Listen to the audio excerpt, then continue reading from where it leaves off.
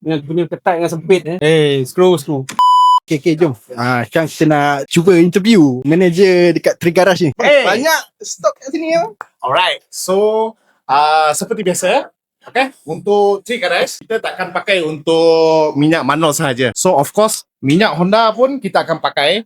Dan untuk terbaru, untuk hari ni kita bawa masuk untuk minyak Petronas. So kalau boleh tengok dekat sini, minyak Petronas brand terbaru sekarang ni kita dah pakai untuk Nextra. So kita antara salah satu kita punya distributor, kita ambil untuk berjualan daripada Petronas juga. So bagi customer-customer boleh dapatkan spray yang baru lah untuk bagi peminat-peminat minyak Petronas. So kita akan pakai untuk So bila kita tengok dia orang dengan budak company ni, tengok macam agak struggle ni. Apa ni? Nak buat apa? Tak nampak ni screw starter ni. Bukan main payah lagi nak buka. Dah lah sempit. Jangan kacau yang operation ya. Saya dah cepat.